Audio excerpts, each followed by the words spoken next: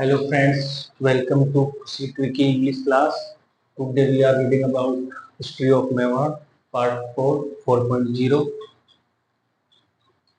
Rana Uday Singh first, जिसको राणा उदा भी कहते हैं। पिछले वीडियो में अपन ने जैसे कि राणा लाखा पढ़ा, मोकल एवं महाराणा कुंभा।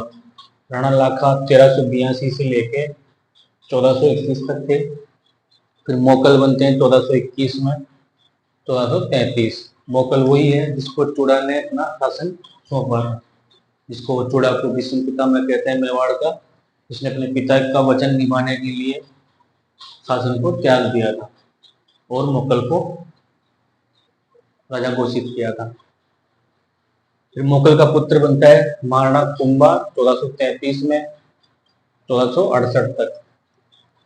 फिर महाराणा कुंभा के बाद में कुंभा का पुत्र राणा उदा।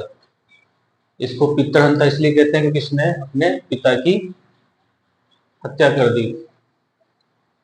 कल अपन ने कुंभा को पढ़ा, खूब उसके काल में संगीत के क्षेत्र में, स्थापत्य के क्षेत्र में और युद्ध भी काफी लड़े थे इसने। मतलब कुंभा एक महान शासक था। संगीत के क्षेत्र में भी इसने खुद ने रचनाएं लिखी और उसके काल में बहुत सारे विद्वान भी थे इसके दरबार में। और स्थापत्य कला में भी इसने 32 दुर्गों का निर्माण, पूरे 84 दुर्ग थे मेवाड़ में उस टाइम पे। श्यामल दास वीर विनोद में लिखता है कि मेवाड़ के 84 दुर्गों में से 32 दुर्ग इसने अकेले बनवाए थे। इतना महान शासक था। तो उसमें कल जैसे अपन उसका एक वास्तुकार था मंडन, उस मंडन का भाई था नाथा, उसने वास्तु मंजरी लिखी थी। कल अपन ने ये मंडन का पुत्र था एक गोविंद, इसको अपन मिस कर गए थे, नहीं पढ़े थे, वो आज बता देते हैं। मैंने इसकी रचना जो थी वो गलती से नाथा के लिए बताई थी, तो वो थोड़ी सी मिस्टेक मैं आज सुधार रहा हूँ। अब देखो, मैं कोई इसका टीचर तो नहीं जीके का, कोशिश कर रहा हूँ खुद भी पढ़ने की और वही आपको बताने की कोशिश करता हूँ। इतना बड़ा विद्वान तो हूँ नहीं, छोटी मोटी गलती हो जाती है और उसको अपन सुधार भी सकते हैं नेक्स्ट में। तो ये गोविंद की रचनाएं थी उद्दार दौरणी, कला निधि, द्वार दीपिका और सात समुच्चय। ये अपन ने कल नाथा के लिए बता दी थी। नाथा की एक ही थी वास्तु मंजरी, और वास्तु मंडन है खुद मंडन का। मंडन ने राजवल्लभ लिखा जो 14 भागों में, प्रसाद मंडन, वास्तु मंडन, देखो ये वो वास्तु मंजरी है, वास्तु मंडन, कोदंड मंडन, शकुन मंडन, रूप मंडन और एक देवमूर्ति प्रकरण, ये खुद मंडन की है। अब राणा उदा पढ़ते हैं आज। राणा उदा में जो है 1468 में शासन शुरू करता है और 1473 तक ये करता है। अब इसको याद करने का एक तरीका है कि उदयसिंह सेकंड जो होता है आगे जाके, जो महाराणा प्रताप के पिताजी होते हैं, वो 1567-68 में उनके टाइम में स्थापना हुआ था। तो वो वहां से रिलेट कर लो भाई, 100 साल बाद में अगला उदय सिंह होता है। फिर इसने तो बस 5 साल ही शासन किया क्योंकि ये पितृहंता था, इसलिए इसने ज्यादा शासन नहीं किया। इससे सब नाराज भी थे वहां के राव और सरदार। उन्होंने मिलकर, राव चूड़ा का पुत्र था कांगल, उसकी अध्यक्षता में रायमल को राजा बनाने का फैसला किया। रायमल उस समय अपने ससुराल ईडर में था। रायमल खेड़ ब्रह्मा ऋषभ देव होते हुए जावर पहुंचा और जावर के पास में राणा उदय सिंह और रायमल के बीच में युद्ध होता है। उसमें रायमल जीत जाता है। इसके बाद रायमल ने चित्तौड़ को भी जीत लिया। उदा भागकर कुंभलगढ़ आ गया। कुंभलगढ़ से भी रायमल ने इसको भगा दिया। उदा अपने पुत्रों शेषमल व सूरजमल के साथ कहाँ पहुंच गया, अपने ससुराल सोजत आ गया। तो देखो ये इनके ससुराल भी याद हो जाते हैं ऐसे पढ़ते हैं जब, जैसे वो उस समय ससुराल में था ईडर में रायमल, ये अब अपने ससुराल में जा रहा है सोजत में। ऐसा होता था कि पहले जैसे जो रानियां होती थी, तो वो रानियों के जो पिता होते थे वो भी रावण शासक हुआ करते थे, तो वहां वो उनको मदद करते थे। तो ये अपने ससुराल में आ गया। उसके बाद कुछ दिन बीकानेर में भी रहा, ये कुछ दिन। उसके बाद मालवा के सुल्तान गयासुद्दीन की शरण में चला गया। यहाँ पर बिजली गिरने से मौत हो गई। बस वो कहता जैसी करनी वैसी भरनी, इसने अपने पिता के साथ गलत किया तो इसके साथ गलत हो गया, बिजली गिर गई और ये मर गया। ऐसा होता है, जैसे कर्म वैसे फल। अब राइमल बनता है 1673 से लेकर 1509 तक, और 1509 में राणा संघ बनेगा। राइमल ने सुतार अर्जुन की देखरेख में एकलिंग मंदिर का जीर्णोद्धार करवाया। एकलिंग मंदिर वही है जो बप्पा रावल ने बनवाया था कैलाशपुरी उदयपुर में, उसका जीर्णोद्धार मतलब मरम्मत करवाई राइमल ने। ये एक इसके काल में अच्छा काम हुआ था। और राम शंकर और समय संकट नामक तालाब इसने बनवाए। बस ये दो तीन बात, ये इसकी बात सारी ऊपर आई गई। ये ससुराल में था, फिर इनके युद्ध हुआ उदय सिंह और राइमल के बीच, फिर राइमल ने इसको चित्तौड़ से भी भगा दिया, कुंभलगढ़ से भी भगा दिया। इस तरह की इसकी बातें पहले से अपने पढ़ ली है। मेन है आज का राणा सांगा। राणा सांगा के बारे में जितनी बातें पढ़ोगे उतनी ही कम है, बहुत बहादुर था। महाराणा प्रताप, उदय सिंह, अमर सिंह तो है ही है, पर राणा सांगा इनका दादा जो भी था पूर्वज, ये इसने ही मतलब चित्तौड़ में एक तरह से भारत में मेवाड़ शासक होने का गौरव हासिल किया था। मतलब क्या बहादुर था।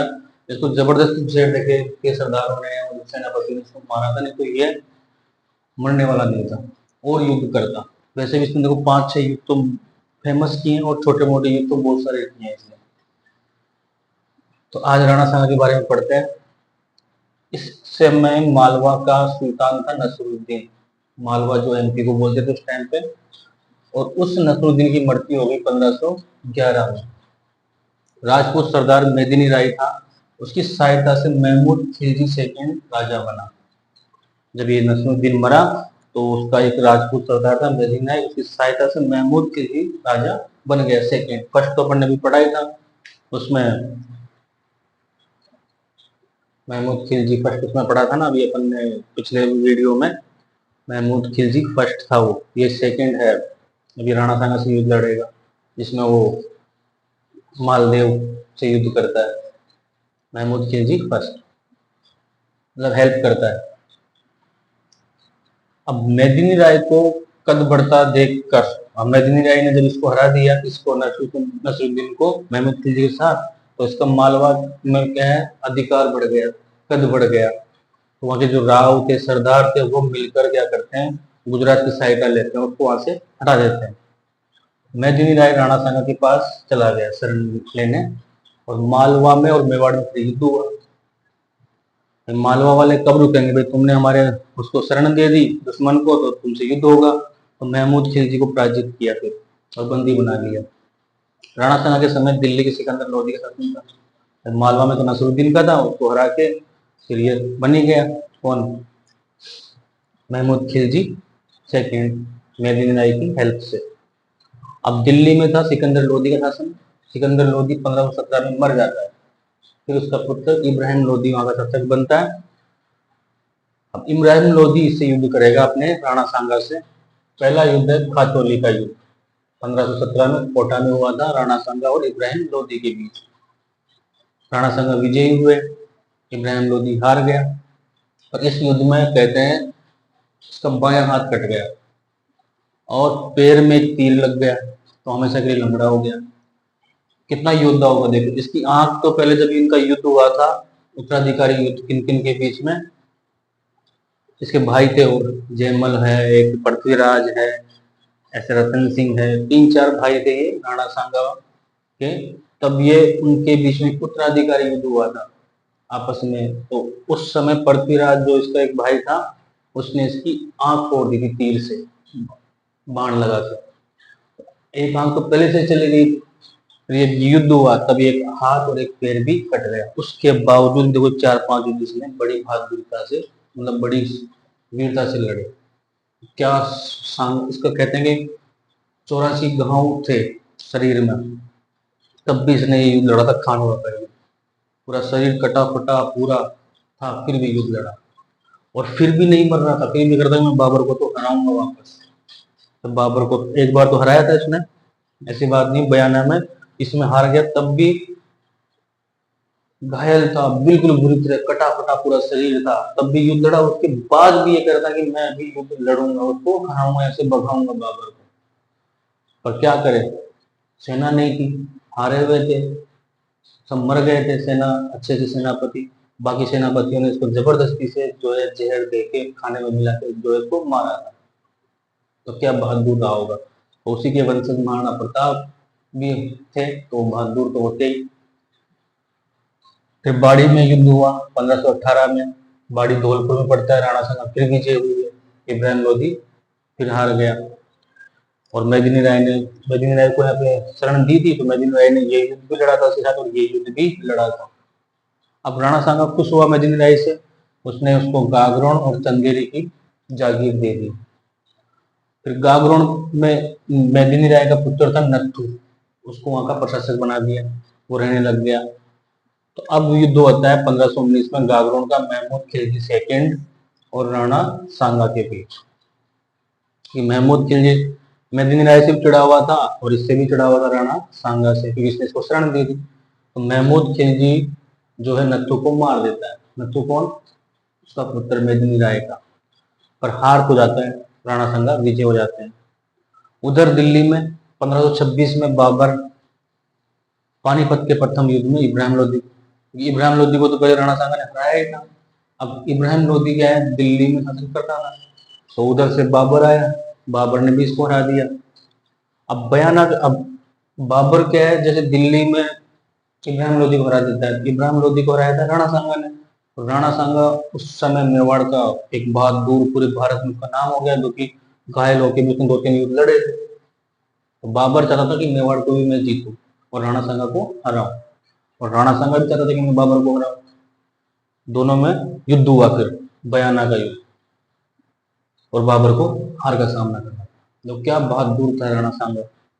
और राणा सांगा फरवरी 1527 में ये युद्ध जीत जाते हैं। तो एक महीने बाद वापस बाबर को छोड़ दिया, मारा नहीं था उस टाइम, बाबर को छोड़ दिया, यही गलती थी। राणा सांगा ने दया करके उसको छोड़ दिया, मारा नहीं था। एक महीने बाद वापस युद्ध हुआ मार्च 1527 में बाबर और राणा सांगा के बीच। अब ये युद्ध तगड़ा युद्ध था। कहते हैं कि यहाँ से ही जो है भारत का इतिहास बदल गया, और बाबर जो है मुगल था, और मुगल सेना का जो है वंश का शासन स्थापित हो गया। बाबर ने क्या किया, ये जिहाद घोषित कर दिया युद्ध, और तुलुगमा पद्धति से लड़ा था। इधर राणा सांगा ने भी हिंदू पद की जो है उपाधि धारण कर ली, क्योंकि हिंदुओं के लिए एकमात्र राजा था उस समय भारत में, ये युद्ध लड़ रहा था, और ये मुसलमानों के लिए लड़ रहा था। तो एक तरह से धर्म युद्ध भी हो सकता है ये। पाती परवन की जो है पद्धति अपनाई इसने, मतलब सभी राजाओं को बुलाया, मारवाड़, आपके जैसलमेर, बीकानेर, जोधपुर, इधर से जयपुर, सबके राजा आए भी थे। 30 जनवरी 1528 को बसवा दौसा में इसकी मृत्यु हो गई, और मांडल में इसकी समाधि बनाई गई। अब इसमें एक ये है कि राणा सांगा का एक अलवर का था मुस्लिम सेनापति था, असिम खां मेवाती, जो है इसका सेनापति था।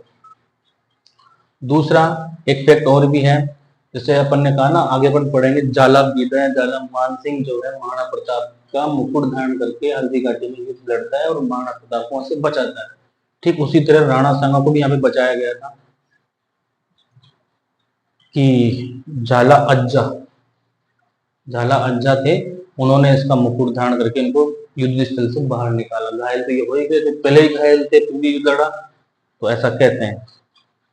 अब राणा सांगा के बारे में और तो कुछ फैक्ट्स बचे नहीं है। ये इसके देखो कितनी बहादुरता के साथ कितने युद्ध लड़े।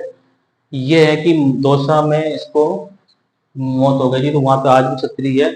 अब जाओगे बसवा के पास, तो रेलवे ट्रैक है, पटरी, उसके पास जस्ट एक चबूतरा यानी कि छतरी बनी हुई है।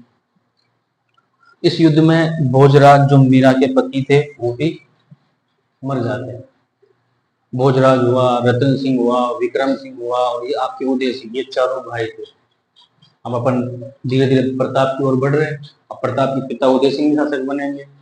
ये भोजराज एक तरह से ताऊ जी हो गए, और मीरा उसकी ताई हो गई महाराणा प्रताप की, मतलब बड़ी मम्मी इसको आप बोल सकते हो। तो जब ये युद्ध हुआ उस टाइम पे राणा सांगा की मृत्यु के समय कर्मावती जो हाट जिसने जोर किया था, वो विक्रमादित्य और उदय सिंह के साथ रणथंबोर में थी, क्योंकि युद्ध से पहले इनको अपने भाई बूंदी में सूरजमल हाड़ा का शासन था, जो राणा सांगा का साला था, उसके यहाँ पे भेज के और सूरजमल को उनका संरक्षण बनाया था। तो सूरजमल ने क्या किया, उदय सिंह को और विक्रमादित्य को और कर्मावती को रणथंभौर की जादूगरी दी कि तुम वहां पे रहो। तो अब सूरजमल और इधर शासक बन गया आपका रतन सिंह। भोजरा तो मर गया, अब रतन सिंह ही था, दोनों बेटे वहां पे थे। तो रतन सिंह ने क्या किया, सूरजमल हाड़ा को भी जीतना चाहा, बूंदी पर भी आक्रमण करके कुछ जीतना चाहता था, क्योंकि वो चाहता है कि ये दोनों पुत्र उसके पास है, अगर ये जिंदा रहेंगे तो ये राजा बनेंगे। तो एक बार ऐसे शिकार खेलने के लिए गया बूंदी में, तो चित्तौड़ की सीमा पर गोकर्ण तीर्थ नाम का स्थान है, वहां पे दोनों मिले और शिकार खेलते खेलते आपस में लड़के वो दोनों ही मर गए। रतन सिंह भी मर गया और सूरजमल भी मर गया। तो उसके बाद विक्रमादित्य जो है राजा बनता है, उदय सिंह अभी भी नहीं बना। विक्रमादित्य जो है, देखो कहां से कहां तक शासन करेगा, ये रहा 1531, क्योंकि देखो 30 जनवरी 1528 में सांगा मर गया। रतन सिंह कब तक रहा, केवल 3 साल, 28 से 31। 31 में वापस बन गया आपका विक्रम सिंह 36 तक। फिर यहाँ पे दासी पुत्र था बनवीर, वो शासक बनता है, विक्रम सिंह को मार देता है और वो उदय सिंह को भी मारना चाहता था। उस टाइम पे फिर वो आपकी जो है दाई थी, पन्ना दाई गुजरी थी। तो ऐसा कहते हैं कि अगर वो गुजरी ने अगर बलिदान नहीं दिया होता पन्ना दाई ने अपने बेटे चंदन का, तो आज अपन न तो महाराणा प्रताप को पढ़ रहे होते, ना उदय सिंह को पढ़ रहे होते, ना ही इस इतिहास को पढ़ रहे होते, और भारत का इतिहास कुछ और होता और विश्व का इतिहास कुछ और होता।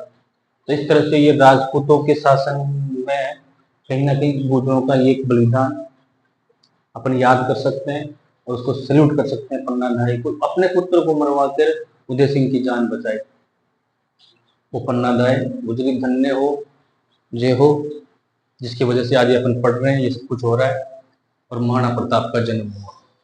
सबसे बड़ी बात है, महाराणा प्रताप का जन्म इसी की वजह से हुआ। उसका पिता था उदय सिंह, उसको उसने बचाया। तो इस तरह से ये था। विक्रम सिंह के बाद बनवीर भी बनता है, बनवीर को फिर वो एक युद्ध होता है मावली का 1540 में, फिर उदय सिंह बनता है। उसमें उसने मालदेव ने सहायता की थी, मालदेव ने इसमें भी सहायता की थी, राणा सांगा के साथ आया था यहाँ पे युद्ध लड़ने। तो मालदेव कल पहले पन्ने पड़े थे, यहाँ पे सहायता की, यहाँ पे की, फिर बाद में सहायता करता है। तो मारवाड़ का मालदेव तो वास्तव में इतिहास में एक सहायक राजा के रूप में था, उसने बहुत सारी सहायताएं की थी मेवाड़ की। तो अब ये जितने भी अपन कल पढ़ेंगे, जैसे वो उदय सिंह, महाराणा प्रताप, अमर सिंह, अब धीरे धीरे अपन मेवाड़ के जो एक प्रमुख इतिहास है जिसको अपन याद करते हैं, जो फेमस है, उसकी ओर बढ़ रहे हैं। कल अपन महाराणा प्रताप, उदय सिंह और अमर सिंह पढ़ेंगे। और बेस्ट ऑफ लक।